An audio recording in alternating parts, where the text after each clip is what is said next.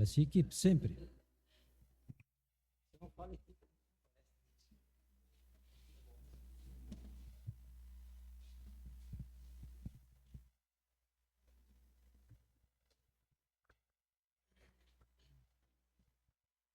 Tá, boa noite, irmãos. Nesse momento eu vou começar a orar, tá? A gente vai fazer uma oração para que Deus possa abençoar esse nosso momento de comunhão aqui com Ele. Grandioso Deus e Pai, nós neste momento te pedimos a tua orientação, Senhor. Nós te pedimos que tu possas abençoar, Senhor, a nossa vida. Abençoa, Senhor, esse culto, todos os louvores, Senhor, que vão ser dirigidos, Senhor, até o teu trono de graça, Pai. Que nós possamos fazer, Senhor, com todo o nosso coração e com toda a sinceridade, Pai. Que os nossos louvores possam chegar até o teu trono, Pai. Abençoa esses louvores, abençoa, Senhor, a tua palavra que vai ser trazida pelo pastor. Que nós possamos, Senhor, também preparar os nossos corações para receber a tua palavra, Senhor. Em nome de Jesus, amém. A igreja pode ficar de pé. Hoje nós vamos cantar praticamente 4 corinhos, né? Corinhos baseado em salmos. Uns corinhos bem... Tem um corinho bem antigo que a gente vai cantar, eu creio que a igreja conhece, mas baseado em Salmos 90. Tá? Esses últimos tempos, a Giovana ela tem lido o livro de Salmos, né? Então, essa semana a gente compartilhou um com o outro, e uma das coisas que ela falou é que quando a gente lê o livro de Salmos, só por ler, a gente não entende muitas coisas, né? Então, quando a gente começa a se aprofundar no livro de Salmos e ver o contexto que ele foi escrito, a gente começa a entender muita coisa, e aquelas palavras, elas soam diferente quando a gente lê, a gente entende de forma diferente. Isso daí é muito importante. Em Salmos 90, diz assim: Senhor, tu tens sido o nosso refúgio de geração em geração. Antes que os montes nascessem, antes que formassem a terra e o mundo, de eternidade a eternidade, tu és Deus. Então a gente vai cantar agora 2 músicas, né? Essa primeira música é uma música bem antiga, mas aqueles que são um pouquinho mais velhos vão conhecer. E também a segunda música é baseada também em Salmos 90.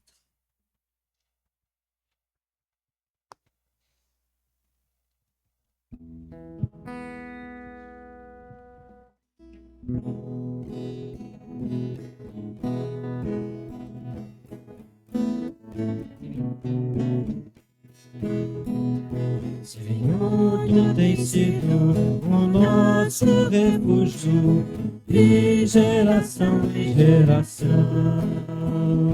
Senhor, tu tens sido o nosso refúgio de geração em geração. Antes que os montes nascessem e se formassem a terra e o mundo, de eternidade a eternidade, tu és Deus. De eternidade a eternidade, tu és Deus. Senhor, tu tens sido o nosso refúgio de geração em geração. Senhor, tu tens sido o nosso refúgio de geração em geração.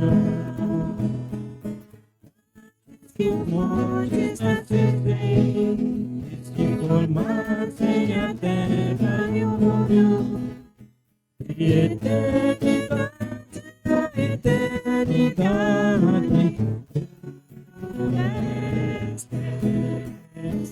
De eternidade a eternidade, tu és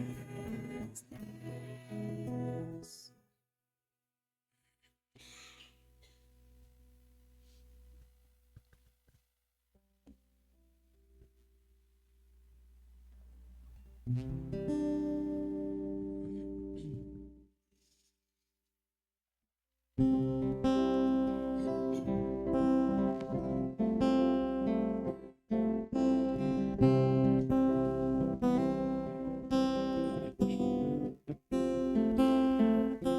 Deus, antes da criação surgir, antes dos céus, dos montes e do mar, na eternidade,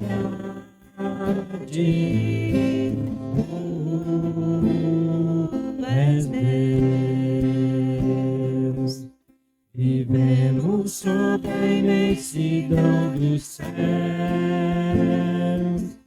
1000 anos são um dia para ti, na eternidade,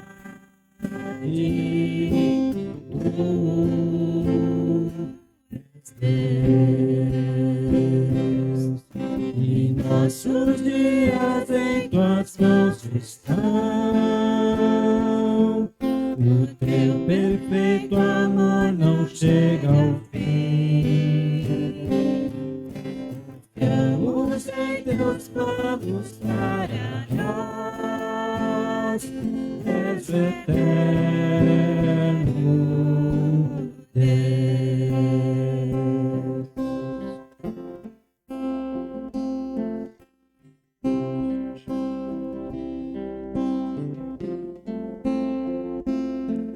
Oh Deus, na alegria e na dor, nos anos que se vão como vapor, na eternidade, és Deus. E nossos dias em tuas mãos estão. O teu perfeito amor não chega ao fim. Confiamos em teus planos para nós. És o eterno Deus.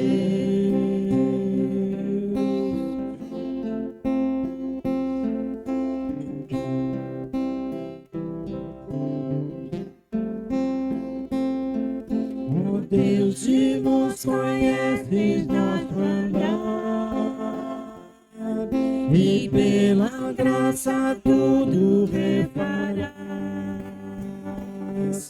Nos satisfaz em teu amor leal, confirma nossas obras, ó Senhor, na eternidade. Tu és Deus, e nossos dias em tuas mãos estão. O teu perfeito amor não chega ao fim. Confiamos em teus planos para nós. És o eterno. E nossos dias em tuas mãos estão. O teu perfeito amor não chega ao fim. Confiamos em teus planos para nós. És o eterno Deus.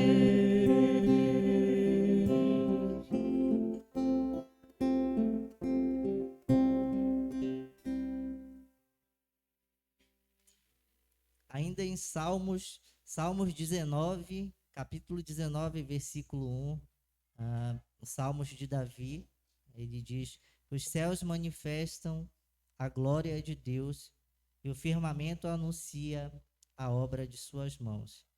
Essa música que a gente vai cantar agora, eu acho que é nova, mas para a igreja. Mas é uma música bastante antiga e a gente conseguiu ensaiar aqui. Mas é uma música muito bonita que diz, que começa que os céus manifestam a glória de Deus, aí o firmamento anuncia as suas obras. E vamos cantar esse hino agora.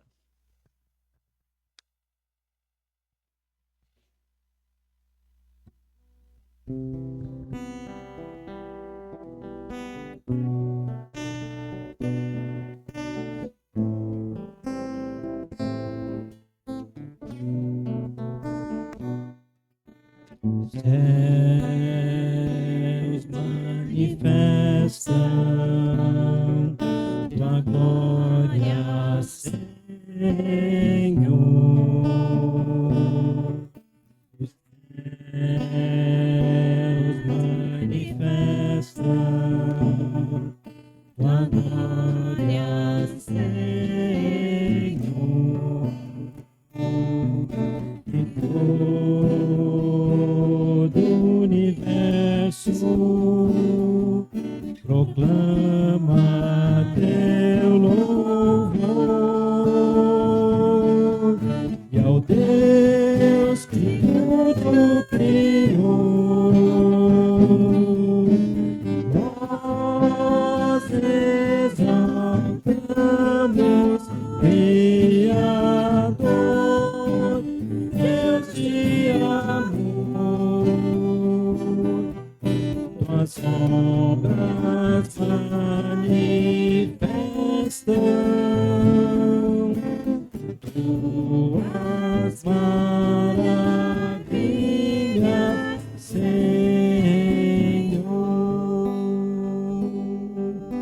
Os céus manifestam tua glória, Senhor. Os céus manifestam tua glória, Senhor. E todo o universo proclama teu louvor, e ao Deus que tudo criou, nós exaltamos, Criador, Deus de amor. Tuas obras manifestam tuas maravilhas, Senhor. E ao Deus que tudo criou, nós exaltamos, Criador, Deus de amor. Tuas obras manifestam tuas maravilhas, Senhor.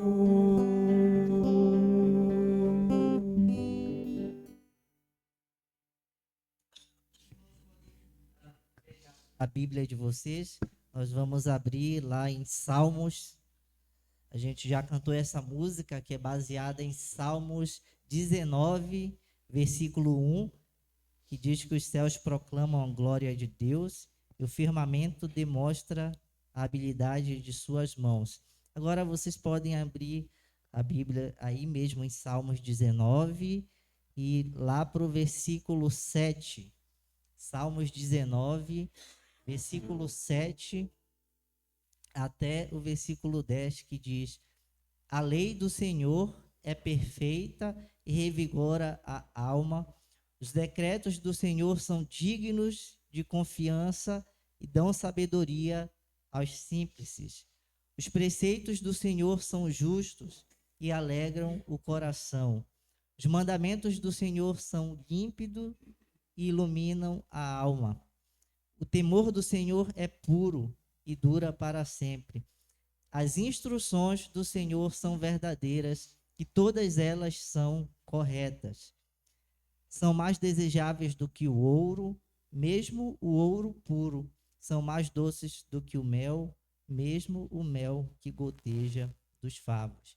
E essa música que a gente vai cantar também é uma música bem antiga, mas ela é baseada totalmente nesse Salmo 19, do versículo 7 ao versículo 10.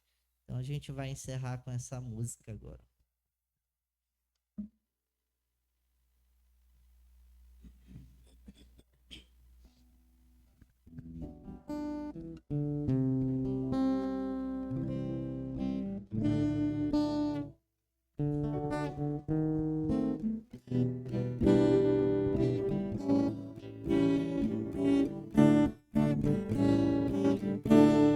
A lei do Senhor é perfeita e restaura a alma.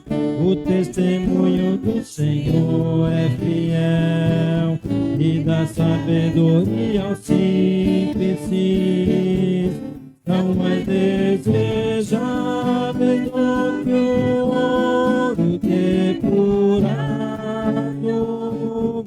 são mais doces do que o mel e o destilar dos favos, são mais desejáveis do que o ouro depurado, são mais doces do que o mel e o destilar dos favos.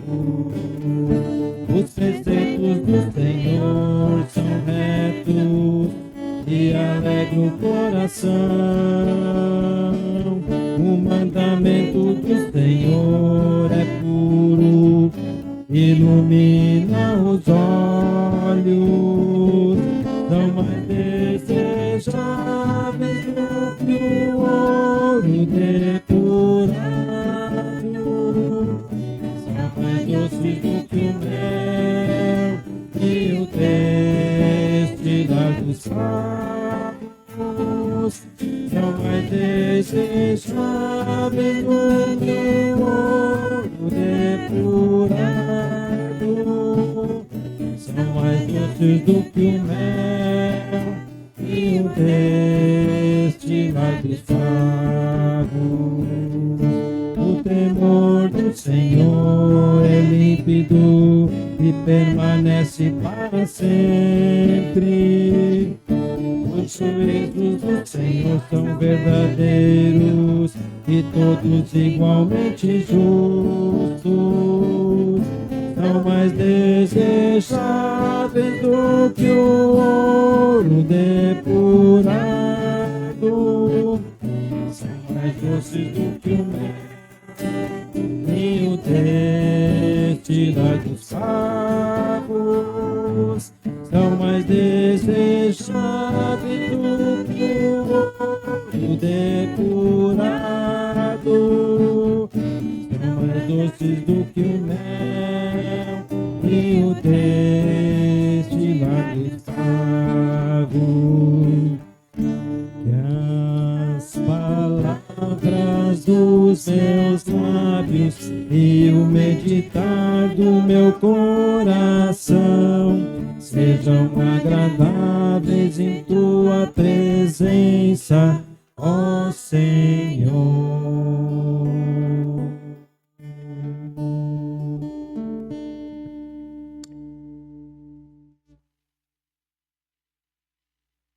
Se sentar, vou chamar aqui na frente o pastor.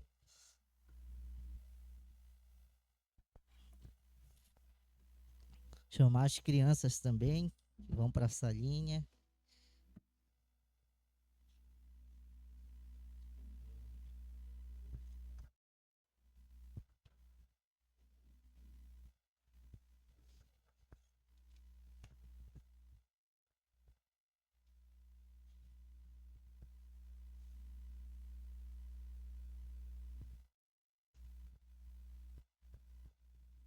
Então, vamos orar aqui por esse momento.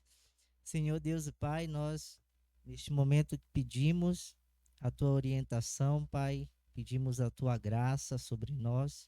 Te agradecemos, Pai, pelos louvores que nós entoamos neste momento, que, Senhor, possam ter chegado, Senhor, até o teu trono de graça. Nesse momento eu quero pedir que o Senhor possa abençoar a vida do nosso pastor, que vai estar trazendo essa mensagem, que os nossos corações, Senhor, possa estar preparados, Senhor, para ouvir da tua palavra e para praticar, Senhor, principalmente no nosso dia a dia. Abençoa também as crianças que vão ter o tempo delas com as professoras, que o Senhor possa também abençoar, Senhor, esse tempo deles ali. Obrigado por tudo, em nome de Jesus, amém.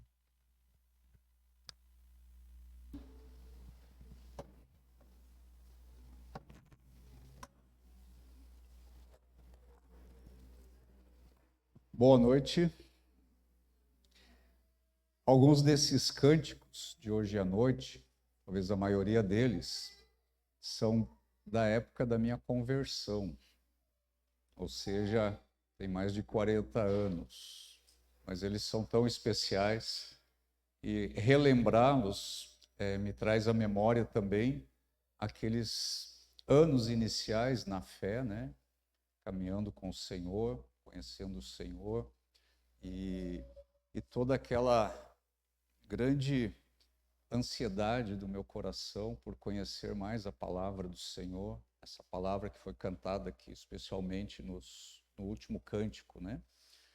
E hoje foi um dia especial para a gente, né? Nós tivemos pela manhã um bom tempo aqui de comunhão, de encorajamento, de ministração aos nossos corações, uns dos outros aqui, junto com o nosso irmão Wellington. E depois nós tivemos a celebração da ceia, que é algo maravilhoso que a Igreja de Cristo pode observar regularmente, né, na sua vida de igreja. Porque quando nós estamos na ceia e participamos daquele momento, nós somos muito encorajados ao lembrar que Jesus Cristo, ele morreu, sim, por causa dos nossos pecados, mas ele não ficou morto. Ele ressuscitou. Ele ressuscitou no terceiro dia, conforme as Escrituras. E depois ele subiu ao Pai e ele está lá intercedendo pela sua igreja. E as últimas palavras do Senhor Jesus Cristo na Bíblia, lá no livro de Apocalipse, no último capítulo do livro de Apocalipse, no último capítulo da Bíblia, as últimas palavras do Senhor e eis que venho sem demora. E é isso que nós estamos aguardando, com ansiedade, esperando ver este momento glorioso, em que o Senhor Jesus descerá dos céus e nós vamos subir até os ares e vamos nos encontrar com o Senhor e os nossos corpos serão transformados, receberemos corpos glorificados e nós vamos então com o Senhor para os céus, nós vamos habitar eternamente na presença do Senhor. E isso pode acontecer antes do final desse culto. Nós podemos receber a convocação, o sinal da trombeta, o soar da última trombeta para a igreja. E aí vamos ser invadidos pela glória de Cristo. Muito bem. E enquanto nós estamos aguardando e vivendo a nossa vida cristã e servindo ao Senhor e buscando refletir a vida e a pessoa do Senhor Jesus Cristo nas nossas vidas e na igreja, nós devemos continuar conhecendo mais a palavra de Deus. Não apenas conhecendo, compreendendo a palavra e praticando a palavra. E nós estamos aqui, então, lidando com este tema da providência divina. Eu vou continuar hoje à noite.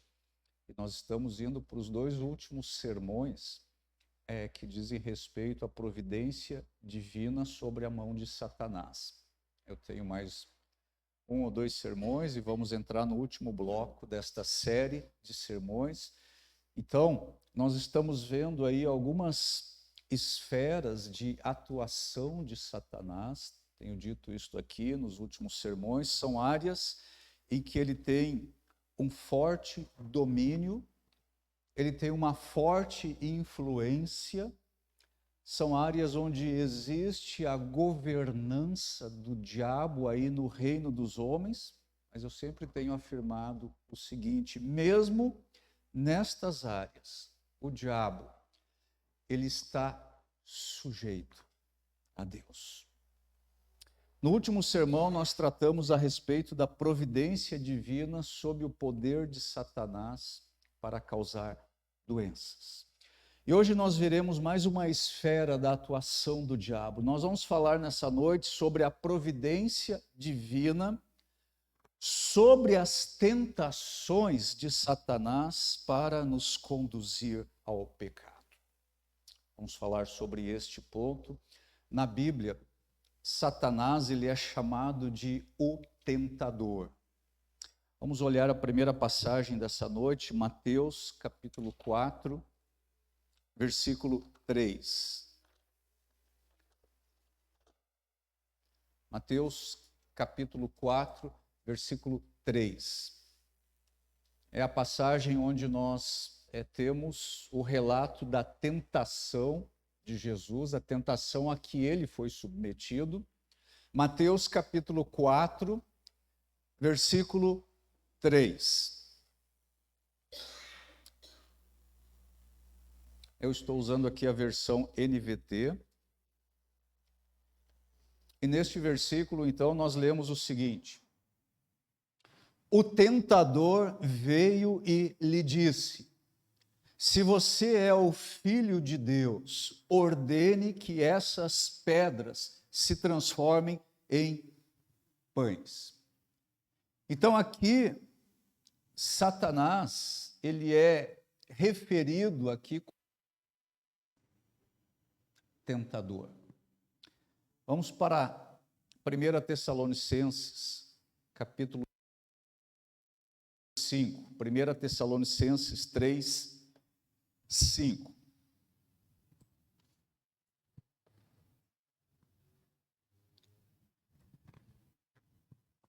Assim, quando não pude mais suportar, enviei Timóteo para saber se continuavam firmes na fé.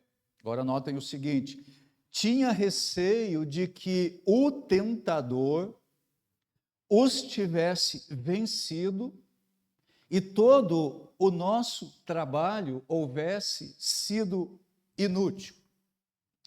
Agora, aqui na carta de 1 Tessalonicenses, Paulo já tinha se referido a Satanás como alguém que causou um impedimento. E no capítulo anterior, capítulo 2, 1 Tessalonicenses 2, 18, nós lemos o seguinte: queríamos muito visitá-los, e eu, Paulo, tentei não apenas uma vez, mas duas. Satanás, porém, me impediu. Apenas fazendo um parêntese aqui, Satanás, a palavra Satanás quer dizer adversário. E ele todos os dias está tentando a igreja de Cristo. Ele deseja destruir a igreja que Cristo prometeu edificar. E aqui nesse versículo 2:18 aí de 1 Tessalonicenses, Satanás, ele barrou a Paulo. A palavra impedir que é usada aqui, ela tem um sentido militar.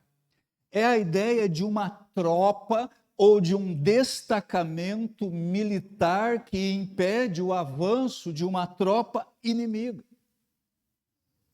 Satanás sempre tem provocado muitos impedimentos aí ao nosso progresso espiritual, ao avanço da obra de Deus. Satanás, ele sempre vem sobre o povo de Deus para assassinar os seus planos, os seus esforços, para nos desviar de quaisquer estímulos que nós estejamos recebendo do Espírito Santo, da palavra de Deus. O Senhor Jesus Cristo disse lá no Evangelho de João que ele é assassino desde o princípio. Ele é um homicida em todas as formas em que é possível ser um homicida. Voltando aqui para 1 Tessalonicenses 3:5.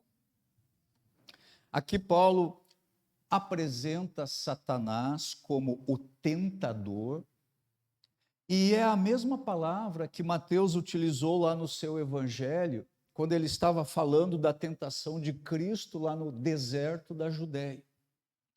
Como tentador, Satanás, ele tenta ou ele testa, e ele faz isso com o propósito de causar fracasso e destruição. O objetivo das tentações do maligno sempre são estes: causar fracasso e destruição.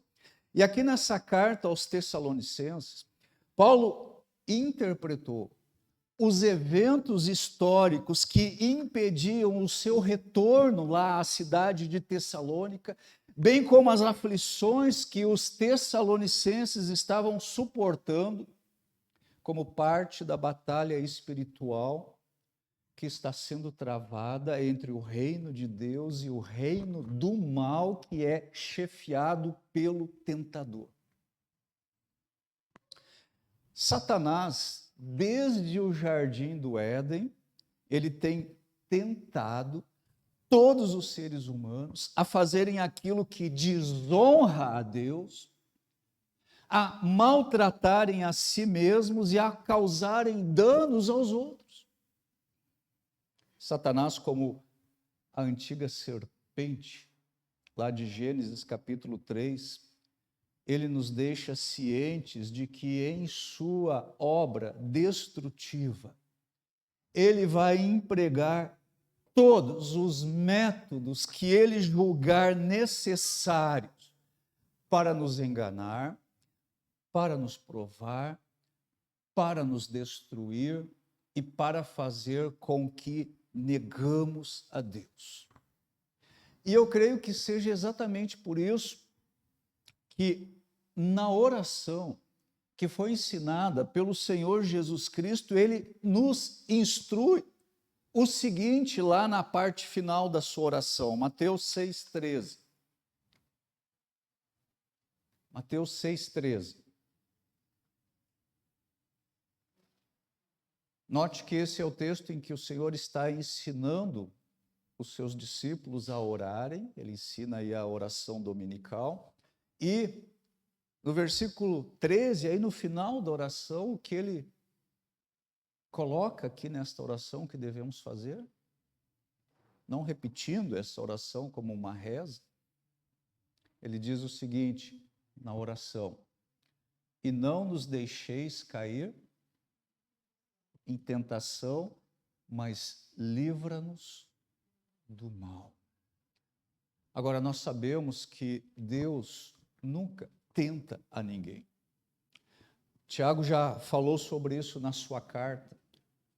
Lá em Tiago 1,13, ele fala sobre isso. Então, essa frase aqui de Jesus na sua oração, no ensinar-nos a sua oração, e não nos deixes cair em tentação, mas livra-nos do mal, significa o seguinte: Pai Celestial, não nos deixe sucumbir à tentação que vem do maligno.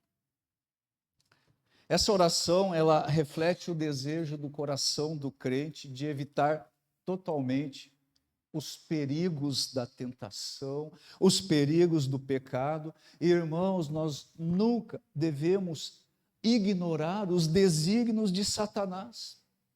Paulo, ele não era ignorante quanto aos planos de Satanás. Paulo diz o seguinte em 2 Coríntios 2:11. 2 Coríntios 2:11. Para que Satanás não tenha vantagem sobre nós, pois conhecemos os seus planos malignos. A outra versão diz, pois não ignoramos os seus desígnios. Paulo não era ignorante quanto aos desígnios de Satanás, quanto aos planos do maligno. Muito bem. Então nós não devemos ignorar este fato. Satanás é, por assim dizer, o grão-mestre em matéria de tentação. Apesar disso, as tentações mais famosas na Bíblia, elas não retratam Satanás como soberano em sua obra de tentação. E eu queria mostrar estes exemplos. Venha comigo agora para o Evangelho de Lucas, Lucas 22, versículos 3 e 4. Hoje de manhã, na ceia, nós falamos um pouco sobre Judas Iscariotes. Lucas 22, 3 e 4. Então Satanás entrou em Judas Iscariotes, um dos 12, e ele foi aos principais sacerdotes e aos capitães da guarda do templo para combinar a melhor maneira de lhes entregar Jesus. Então nós sabemos deste texto e do texto lá do Evangelho de João que Judas ele foi possuído pelo próprio Satanás. Pelo menos em 2 ocasiões, Satanás obteve aí o controle direto sobre Judas. Nós temos esta situação aqui. Judas veio aos sacerdotes e aos capitães da guarda do templo, e o objetivo aqui era combinar os detalhes da captura de Jesus. A outra ocasião em que isso aconteceu, de Satanás possuir Judas, foi lá durante a última ceia. Nós vimos isso hoje de manhã, lá no Evangelho de João 13, 27. Aconteceu imediatamente antes de Judas levar em frente o seu plano de trair Jesus. Agora, quando nós lemos acerca desta experiência aqui de Judas, nós podemos ter aí a impressão de que Satanás, ele foi soberano ao tentar e possuir Judas. É como se Judas não pudesse reagir ao ataque de Satanás. Mas o mesmo doutor Lucas, que escreveu este evangelho, também escreveu o livro de Atos. E observem como é que ele se refere a esta traição de Judas. Atos 1:16. Atos 1:16.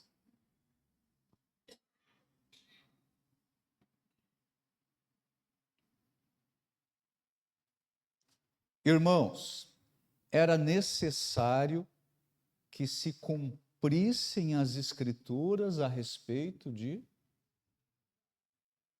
Judas, que serviu de guia aos que prenderam Jesus. Esse acontecimento havia sido predito pelo Espírito Santo por meio do rei Davi. Observem atentamente aí neste versículo a expressão: se cumprissem as Escrituras a respeito de Judas. Ainda vamos ver Atos 2:23. Atos 2:23. Ele foi entregue conforme o plano pré-estabelecido por Deus e seu conhecimento prévio daquilo que aconteceria, com a ajuda de gentios que desconheciam a lei, vocês o pregaram na cruz e o mataram. Então notem o seguinte: a morte de Jesus, embora ela tenha sido levada a cabo por homens perversos, por homens iníquos, embora Judas foi o instrumento que Satanás usou, ele foi o traidor, embora tudo isso seja verdade, nós vemos aqui em Atos 2, 23, que tudo isso já fazia parte do propósito pré-determinado de Deus. Desde a eternidade passada, Deus já havia pré-determinado que Jesus sofreria uma morte expiatória. Isso fazia parte do plano pré-ordenado de Deus. A atuação de Judas era um cumprimento das Escrituras, diz o apóstolo Pedro aí em Atos. É verdade que Satanás, ele teve aí o seu papel de destaque nesse palco mortal, mas ele não estava no controle. Ele não era nem o diretor e ele não era nem o autor deste drama da redenção, deste drama salvador de almas. Um segundo exemplo, uma segunda tentação famosa e mais famosa que a tentação de Judas, foi a tentação de Pedro. Em geral, nós pensamos nas 3 rejeições de Pedro como negações e não como tentações. Agora venha comigo para Lucas 22, 31 e 32. Lucas 22, 31 e 32. Então o Senhor disse: Simão, Simão, Satanás pediu para peneirar cada um de vocês como trigo. Contudo, supliquei em oração por você, Simão, para que sua fé não vacile. Portanto, quando tiver se arrependido e voltado para mim, fortaleça seus irmãos. Aqui Jesus nos diz algo sobre Pedro, que deixa bastante claro para nós que o tentador, ele estava em operação nessas circunstâncias aqui da experiência de Pedro. O que o Senhor nos diz aqui? Simão, Simão, Satanás pediu para peneirar cada um de vocês como trigo. Agora, o que significa esse ato de peneirar Pedro? Satanás colocaria Pedro na peneira do perigo. E Satanás faria isso com o objetivo de enfraquecer, de extenuar, de debilitar a fé de Pedro. Satanás faria isso com o objetivo de fazer Pedro esmorecer. E o fato de Jesus repetir o nome de Pedro aqui 2 vezes, dizendo Simão, Simão, isso indica para nós que o caso aqui era muito sério. Era muito solene. Isso aqui não era uma brincadeira. Notem que Satanás, ele fez o quê? Ele pediu para peneirar cada um dos discípulos de Jesus.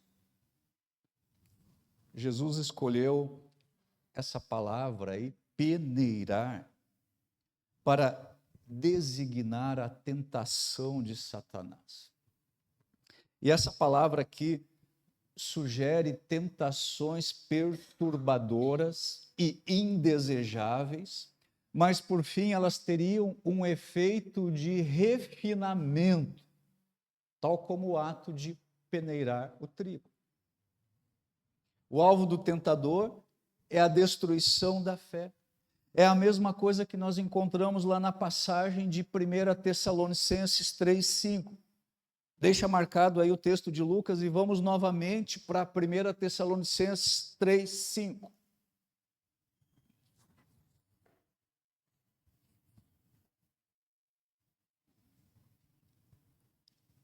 E assim, quando não pude mais suportar, enviei Timóteo para saber se continuavam o quê? Firmes na fé. Eu, Paulo, tinha receio do quê? De que o tentador os tivesse vencido e todo o nosso trabalho houvesse sido inútil. Qual é o alvo de Satanás ao nos tentar? Enfraquecer a nossa fé, destruir a nossa fé. Agora volte para Lucas. Na verdade, Deus deu a Satanás liberdade suficiente. Deus deu a Satanás tempo suficiente. E isso era para que se cumprisse a predição de Jesus sobre a negação de Pedro. Você lembra que predição foi essa? Mateus 26, 34.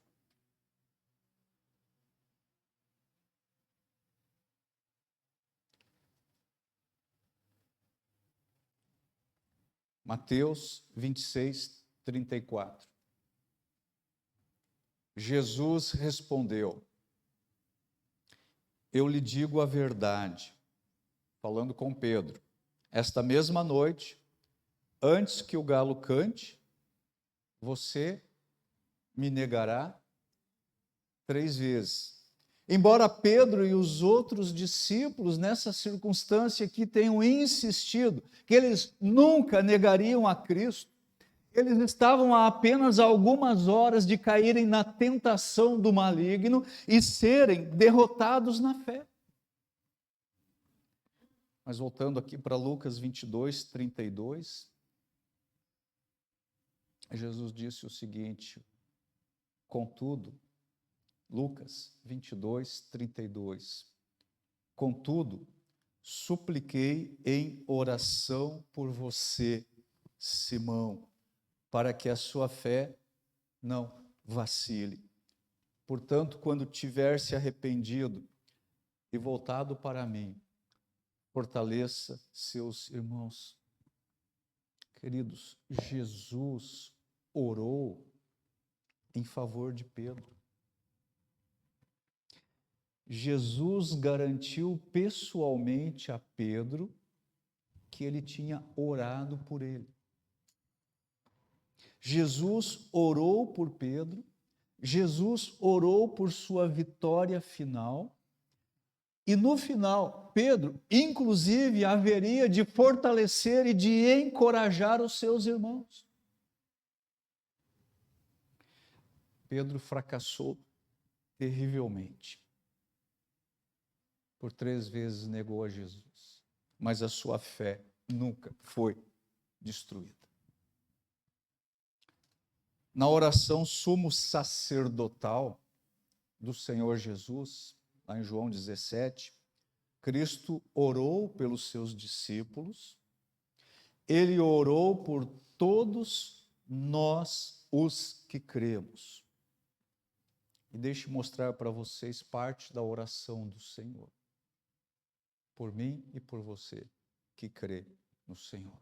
João 17, 11 e 12.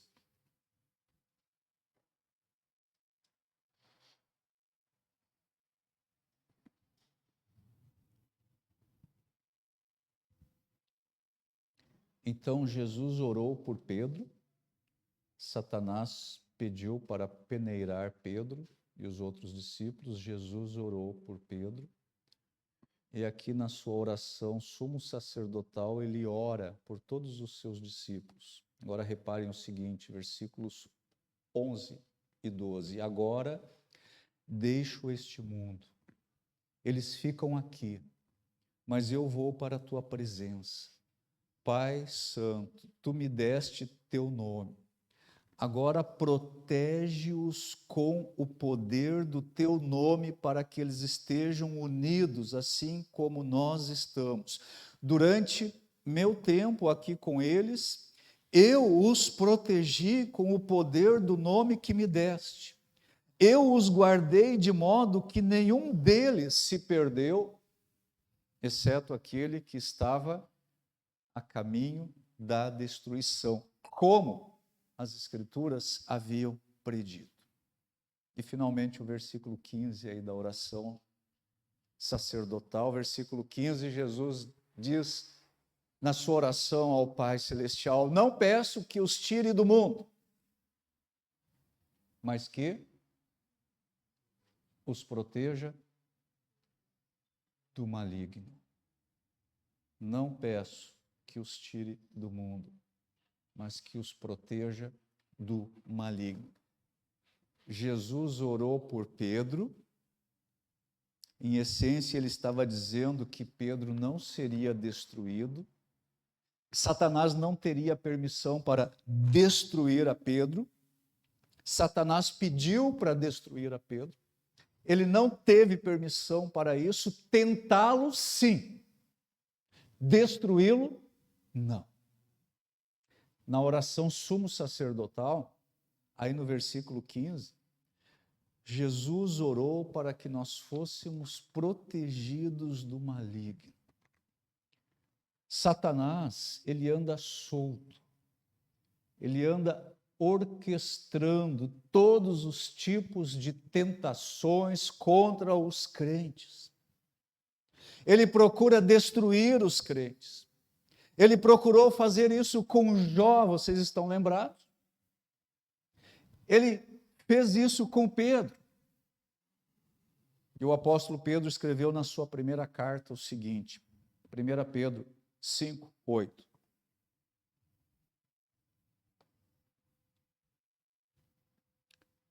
Pedro 5, 8.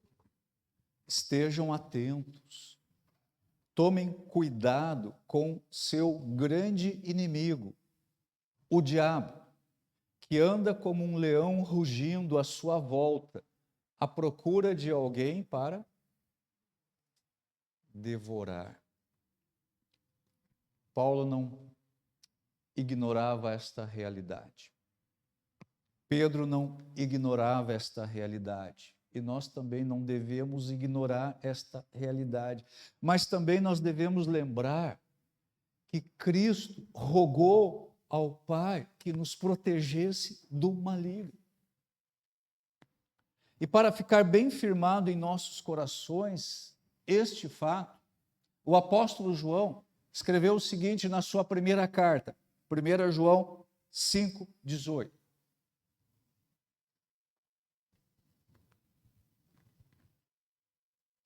1 João 5, 18. Sabemos que os nascidos de Deus não vivem no pecado, pois o Filho de Deus os protege e o maligno não os toca. Pois o Filho de Deus os protege e o maligno não os toca. O cristão, ele pertence a Deus, ele é nascido de Deus, e Satanás somente pode operar dentro da providência divina. Ele não pode ir além daquilo que Deus permite. Satanás pode nos perseguir, ele vai fazer isso. Satanás pode nos tentar, não tenho dúvidas que ele vai fazer isso todos os dias, cada dia. Satanás pode nos acusar diante de Deus, ele vai fazer isso todo o tempo. Satanás pode nos causar dores e sofrimentos. Satanás pode até nos matar. Mas ele só pode fazer essas coisas dentro de limites estabelecidos por Deus. Amém? Deus protege os seus filhos. E Deus estabelece limites definidos para a influência, para a atuação, para o poder de Satanás. Então, tanto no caso da tentação de Judas, como no caso da tentação de Pedro, nós temos o seguinte: a tentação de Judas e a tentação de Pedro são exemplos da realidade mortal de Satanás. Mas essas tentações, elas também são exemplos das limitações do maligno. No caso de Judas, Deus usou a tentação de Satanás para julgar a Judas. No caso de Pedro, Deus usou a tentação de Satanás para preparar Pedro para o ministério. A providência de Deus governa até mesmo a principal motivação, a principal inclinação, a principal atuação de Satanás, que é o quê? Nos tentar para o pecado. Então, nesses dois exemplos aí, tanto de Judas como de Pedro, Satanás não é soberano na tentação. Último exemplo que eu quero abordar com vocês é sobre a tentação de Jesus. Agora vamos voltar para Mateus 4, versículos 1 a 11. Mateus 4, 1 a 11.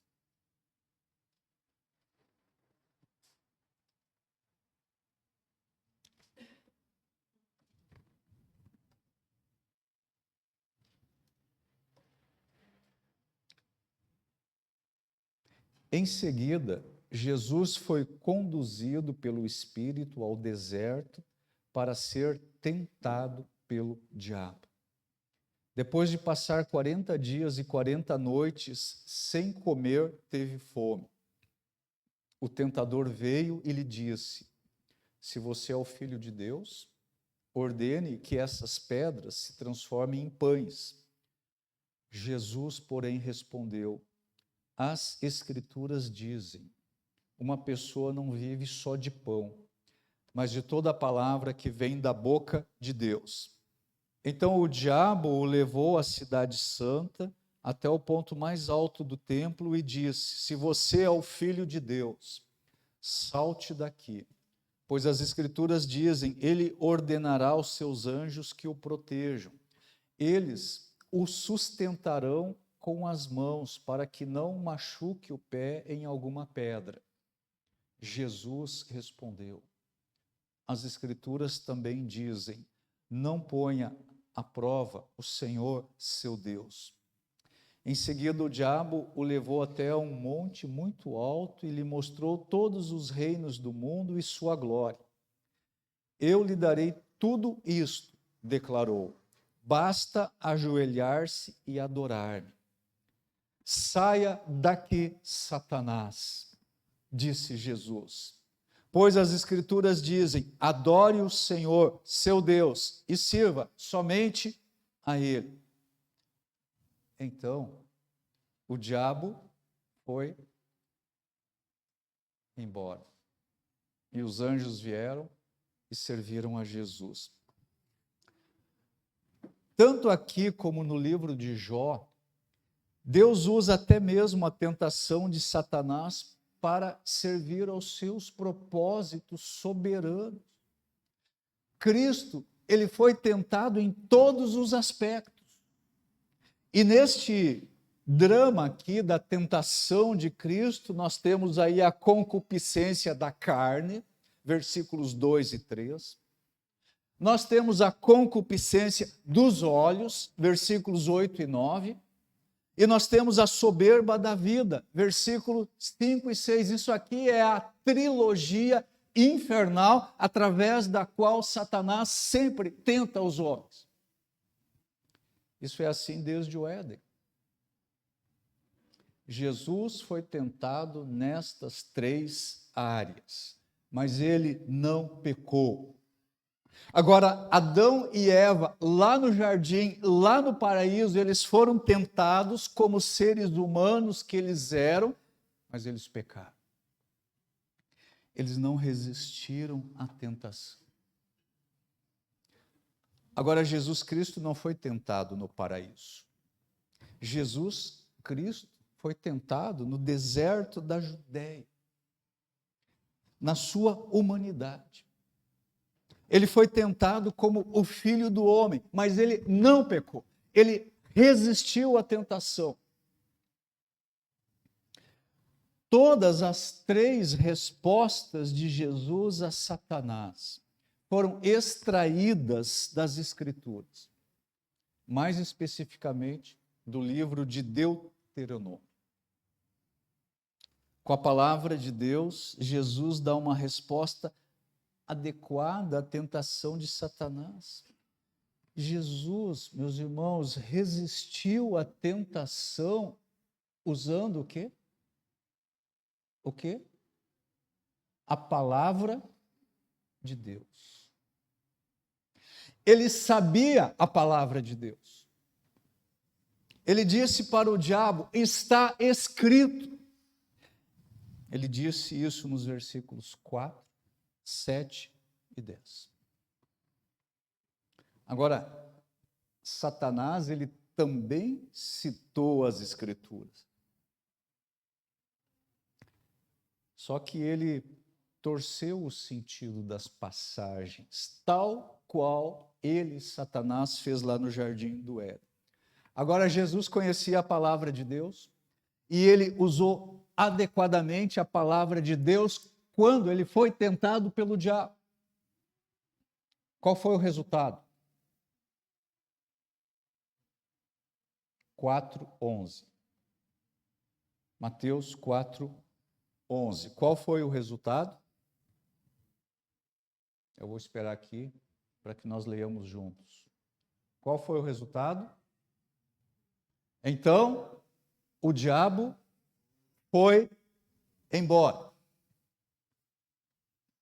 Agora, Tiago, ele aplica isso aí e escreve o seguinte.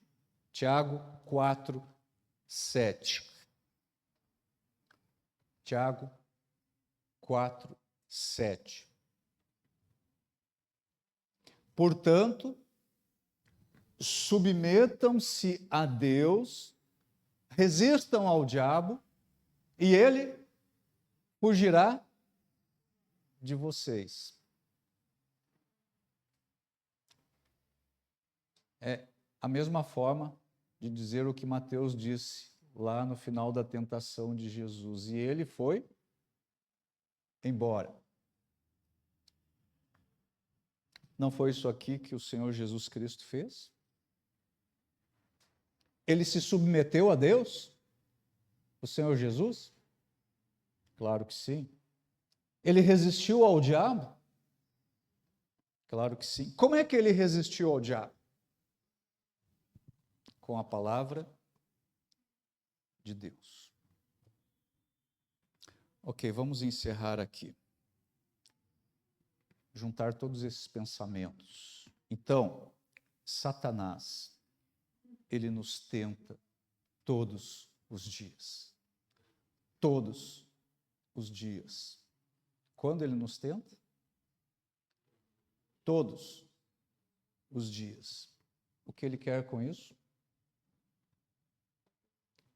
Ele quer nos enfraquecer, ele quer nos destruir, ele quer nos fazer desanimar, ele quer nos peneirar. Deus controla a mão de Satanás na tentação? Claro que sim. Constantemente Satanás vem nos tentar. Ele está rodeando a terra como um leão que ruge, pronto para nos devorar, mas as suas tentações enfrentam os limites da providência divina. E nós temos 3 grandes trunfos da graça de Deus. Por primeiro, Jesus orou em nosso favor para que Deus nos protegesse do maligno. Será que a oração de Jesus é eficaz? Jesus orou em nosso favor para que Deus nos protegesse do maligno. João 17:15.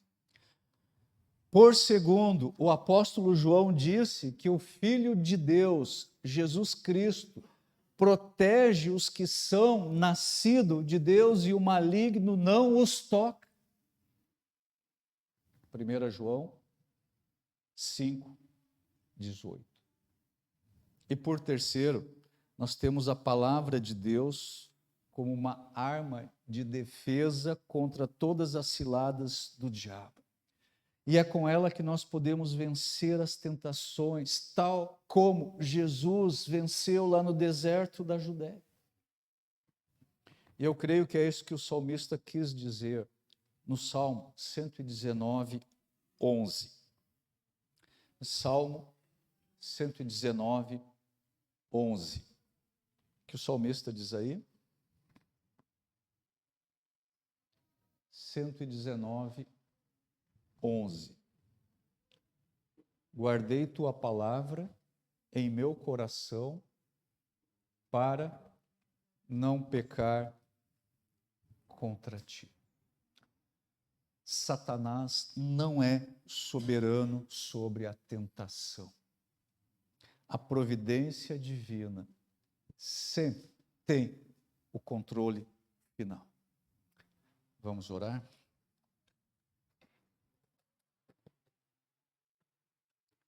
Pai Celestial, ao final desse dia queremos expressar nossa profunda alegria por estarmos juntos aqui, Senhor, nessa comunhão santa, com o nosso coração exposto diante da Tua palavra, onde nós podemos refletir nela e adquirir sabedoria e também poder e também graça. E quando nós consideramos, Senhor, este assunto tão difícil, tão profundo e tão abrangente na Tua palavra sobre a Tua providência, nós precisamos confessar e admitir a nossa ignorância, como nós conhecemos pouco, mas ao mesmo tempo, quando nós meditamos na Tua palavra, Senhor, nós somos confortados, nós somos fortalecidos, nós somos encorajados a continuar caminhando e vivendo e andando e buscando sempre essa profunda intimidade contigo. Nessa noite, Senhor, podemos olhar para esses textos e mais uma vez sermos lembrados de que o nosso grande inimigo, o nosso arqui-inimigo, o nosso adversário, está constantemente, Senhor, procurando nos destruir, nos enfraquecer, nos desanimar. Ele faz isso através de todas as suas tentações. Todas as tentações vêm do maligno. E não fosse, Senhor, a Tua graça santificadora, o Teu poder que habita em nós por intermédio do Espírito Santo, não fosse, Senhor, a revelação da Tua palavra, de que nós somos protegidos pelo Senhor, o maligno não nos toca. E a Tua palavra, Senhor, é poderosa para destruir todos os intentos e todas as obras do maligno e todas as ciladas de Satanás. Te agradeço, Senhor, que nessa noite nós podíamos refletir sobre isso.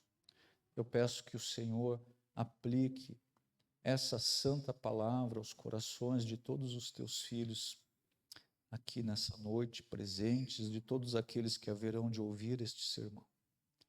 Que o Senhor aplique a Sua palavra e que ela frutifique. E que nós possamos, Senhor, nos voltar mais e mais para Ti. Que nós possamos conhecer a Tua palavra profundamente, não apenas um conhecimento intelectual, mas um conhecimento experimental, relacional. Nós queremos viver na Tua palavra, porque é por meio dela, Senhor, que nós somos santificados, que nós somos aperfeiçoados e que também somos protegidos. Faça, Senhor, por favor, essa obra também na vida dos Teus filhos aqui.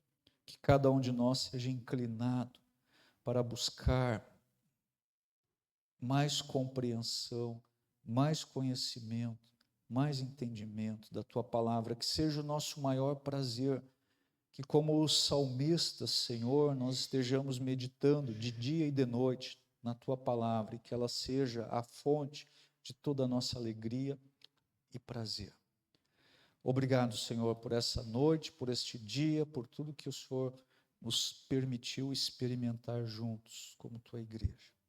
Abençoa-nos, Senhor, ao voltarmos para as nossas casas toda essa semana, todos os desafios que estão diante dos Teus filhos aqui. Cada um de nós tem as suas lutas, as suas batalhas. Seremos certamente peneirados pelo diabo. Ele vai nos tentar, mas nós nos submetemos ao Senhor, queremos resistir ao diabo e queremos nos manter na vitória de Cristo, que já foi conquistada na cruz do Calvário. Obrigado, Senhor, eu te agradeço em nome de Jesus. Amém.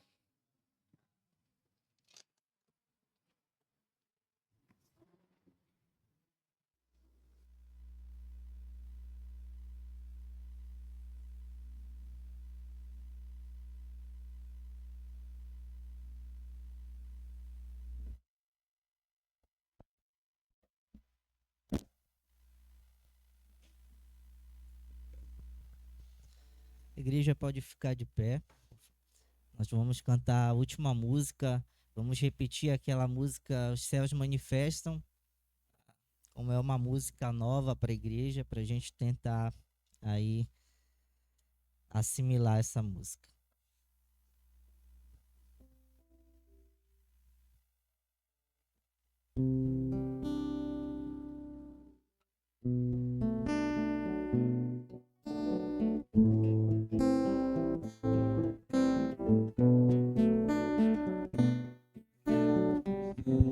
Deus manifestam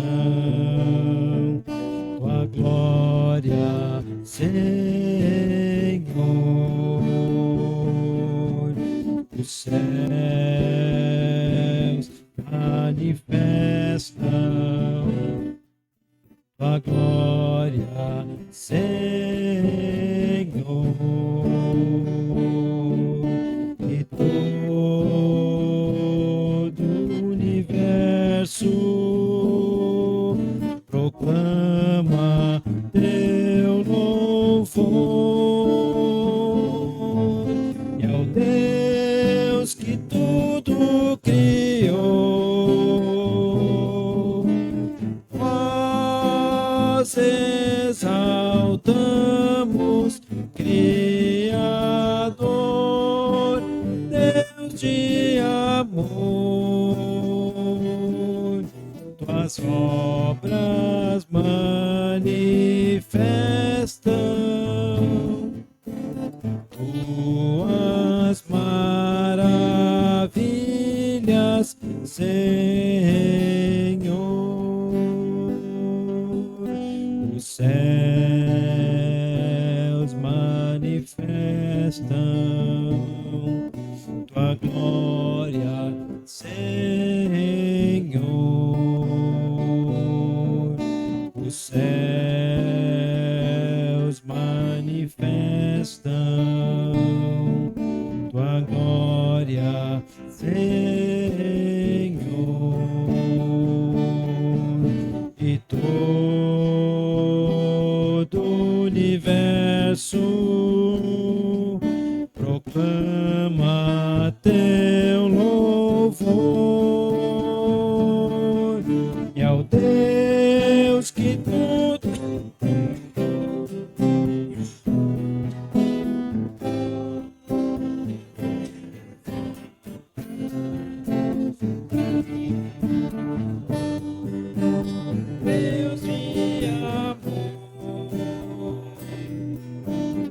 obras manifestam tuas maravilhas, Senhor. E ao Deus que tudo criou, nós exaltamos, Criador, Deus de amor. Tuas obras manifestam tuas maravilhas, Senhor.